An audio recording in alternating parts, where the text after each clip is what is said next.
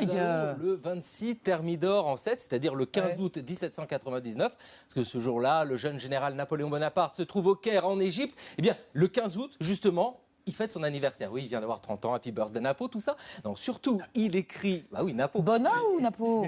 Bonnat. Le jour de la fête de la Vierge. Ouais, en plus. Vrai. Il écrit une lettre au sultan du Maroc qui commence par ces mots: « Il n'y a pas d'autre Dieu que Dieu, et Mahomet est son prophète. » Diantre serait-il mahométan. Voilà. Alors vous savez, il est en Égypte pour libérer le pays de la domination des terribles des Mamelouks qui sont dirigés par le bey d'Égypte, qui est très méchant, qui n'est pas un bon bey comme votre t-shirt. Non, non. Et oui, on en était arrivé là. Ça vient de loin. En vérité, En vérité, il est là pour couper la route des Indes aux Anglais. Et ce qu'il découvre le fascine, l'islam. Alors, Napoléon est un enfant des Lumières. Les Lumières s'intéressent beaucoup à l'Orient. Et lui, il trouve dans l'islam une religion qui lui convient. Toujours en 1799, il écrit Moi, je suis musulman unitaire et je glorifie le prophète. Alors, bon. Vous n'êtes pas des vous n'êtes pas des lapins de 6 semaines, hein, vous doutez bien qu'il y a une petite stratégie politique là-dessous, c'est-à-dire qu'il veut plaire aux Égyptiens. Mais pas seulement, parce que longtemps plus tard, pendant l'exil à Sainte-Hélène, il est tout vieux, il a perdu le trône, et bien il continue de parler de l'islam et il dit que la religion de Mahomet est la plus belle des religions.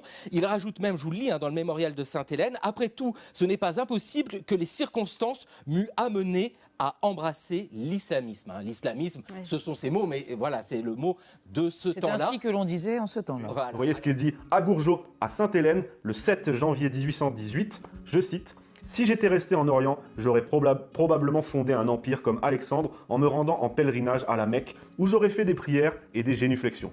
Mais je n'aurais voulu en faire que si cela en eût valu la peine. » Voilà, tout est dit. Maintenant qu'on a vu ça, je vais poursuivre en revenant sur les propos qu'il a tenus sur l'islam à Sainte-Hélène, donc à la fin de sa vie, en exil, car après l'Égypte, tout au long de son règne, l'islam, on n'entend plus parler. Je vais vous en lire quelques-uns qui servent d'argument aux manipulateurs et vous expliquer ce qu'il en est et ce qu'il faut en penser, parce qu'il a tenu des propos très durs que je vais vous livrer maintenant. Napoléon est alors à Sainte-Hélène, et pour 90% des propos recueillis sur l'islam à cette période, c'est lorsqu'il s'adresse au général Gourgeot. Ça n'a pas vocation à être publié en soi, ce sont simplement des pensées de l'empereur qu'il fournit comme ça, et que Gourgeot s'empresse ensuite de noter le soir venu de son côté. À Gourgeot donc, il dit, je cite: « Jésus-Christ, simple prédicateur, n'exercera aucun pouvoir sur terre. Mon règne n'est pas de ce monde, disait-il. » À l'opposé de Jésus-Christ, Mahomet fut roi. Il déclara que tout l'univers devait être soumis à son empire. Ce qui est supérieur en Mahomet, c'est qu'en 10 ans, il a conquis la moitié du globe, tandis qu'il a fallu 300 ans au christianisme pour s'établir. Là, on voit bien qu'il admire en Mahomet le conquérant. Mais il ne dit pas que ça. Là, je vais vous livrer les propos les plus durs qu'il a tenus.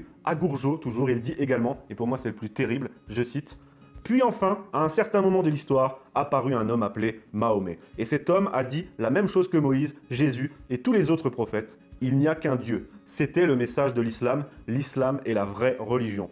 Plus les gens liront et deviendront intelligents, plus ils se familiariseront avec la logique et le raisonnement. Ils abandonneront les idoles ou les rituels qui supportent le polythéisme et ils reconnaîtront qu'il n'y a qu'un Dieu. Et par conséquent, j'espère que le moment ne tardera pas où l'islam prédominera dans le monde. Cette citation est absolument terrible, je le répète. Si on la lit comme ça, de façon brute, ça ne fait aucun doute. Napoléon est au pire musulman, au mieux très favorable à l'islam. Alors, que faut-il en penser? Eh bien, il ne faut pas se contenter de penser, mais de lire, justement, le journal de Gourgeot. C'est ça qu'il faut lire, parce que cette citation intervient dans un contexte très précis. Parce que juste avant de nous livrer cette phrase sur Mahomet et sur l'islam, eh bien, juste avant, il nous fait part de toute sa colère contre le pape et l'église de Rome. Napoléon, qui à ce moment en veut à la terre entière, revient sur sa vie avec aigreur auprès de Gourgeot, surtout car je l'ai dit, ce sont des confidences off.